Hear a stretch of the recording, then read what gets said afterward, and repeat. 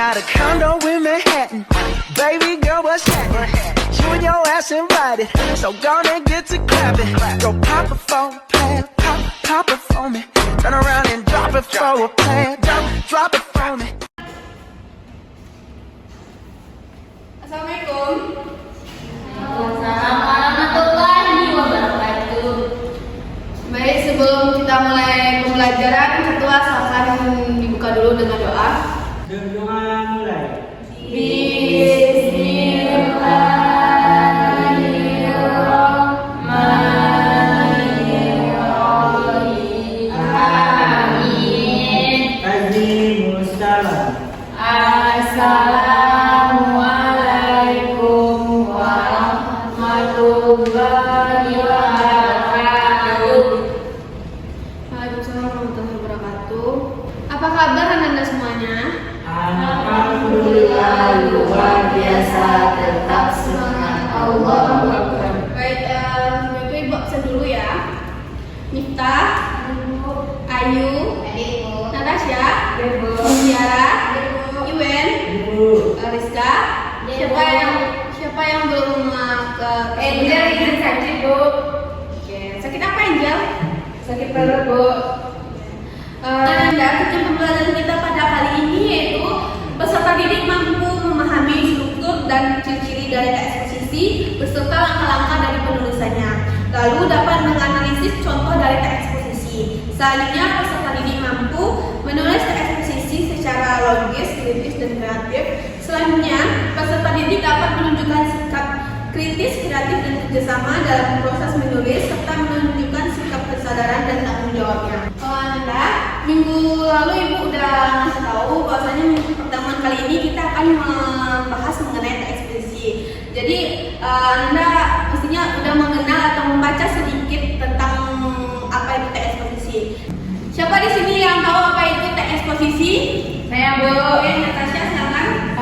Teks eksposisi adalah teks yang bertujuan untuk memberitahu sebuah informasi. Bagus sekali, memang benar. Teks eksposisi itu merupakan teks untuk memberi informasi. Nah, sebelum itu, pernahkah Anda mengajak ke teman untuk percaya atau atas pendapat Anda?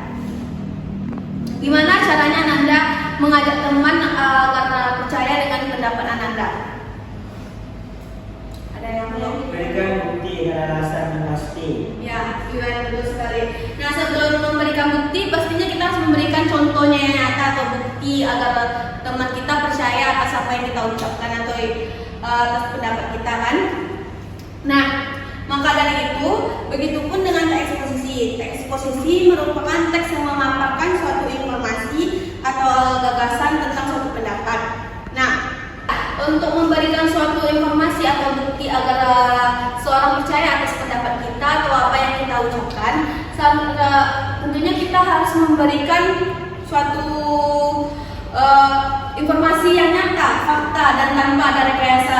Soalnya kita berkata jujur agar seseorang melihat diri kita atau value kita itu dikenal. Contohnya seperti Mutiara yang dikenal sebagai anak yang jujur.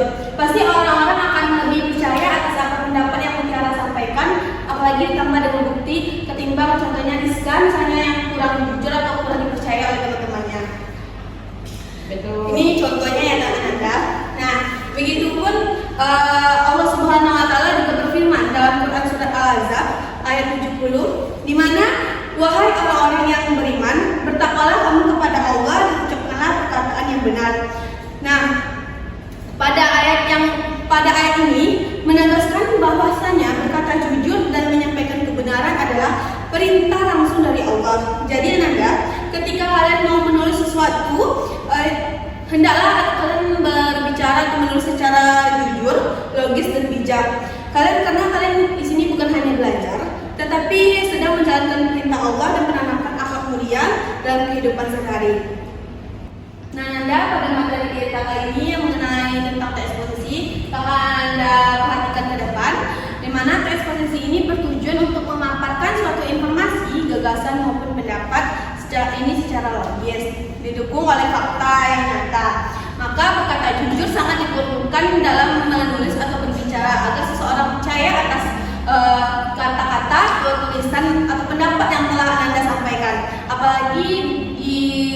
apalagi disampaikan beserta dengan bukti yang nyata.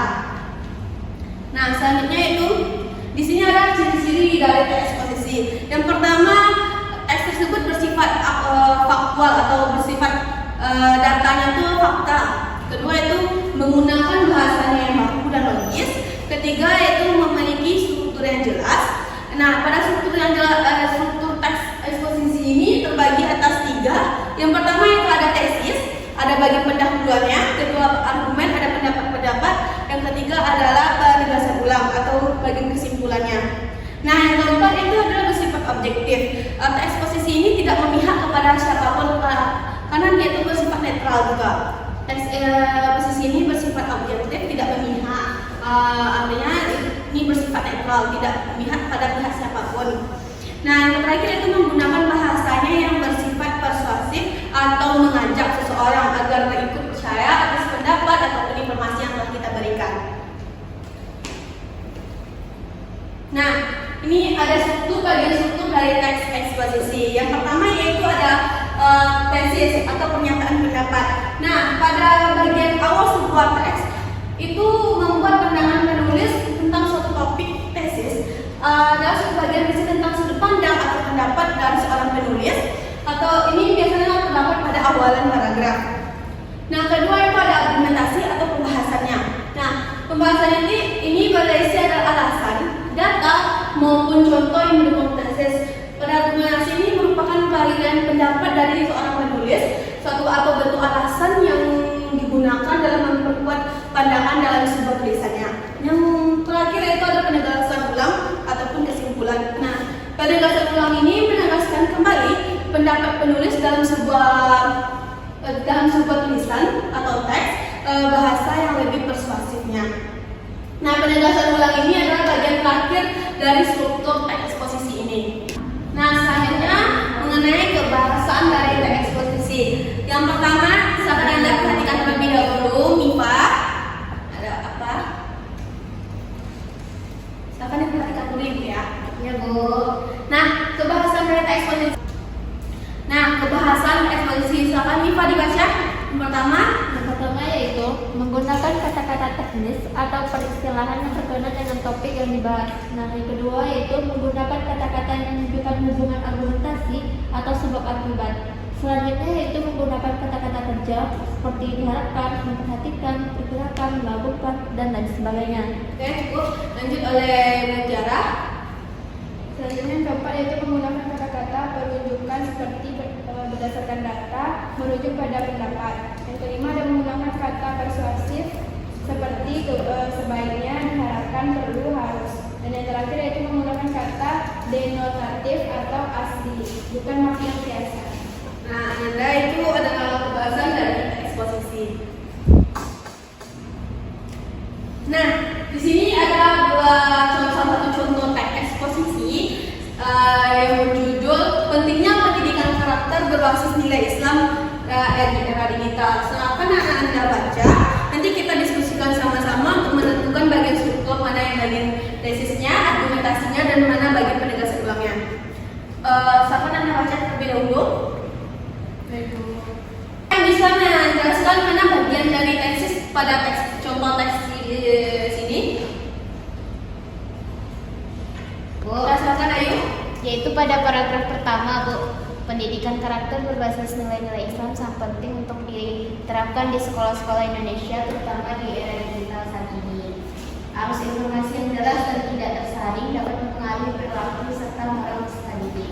Oleh karena itu, pendidikan tidak hanya menekankan aspek kognitif, tapi juga spiritual dan akhlak. Sudah, Bu? Ya, betul sekali Ayu. Dimana pada bagian pertama ini mengenai pendidikan karakter berbasis nilai-nilai adalah bagian dari tesis dari teks ini. Bagian awal yang memberi pandangan penulis tentang topik tersebut. Nah, selanjutnya bagian argumentasi, siapa yang bisa? Mana bagian dari argumentasi pada teks ini? Ya, bagus sekali. Nah, pada paragraf pertama di era digital dan kedua di era keislaman. Selanjutnya itu pada paragraf ketiga tentang penelitian terbaru. Nah, pada paragraf kedua sampai ketiga itu merupakan bagian dari argumentasi.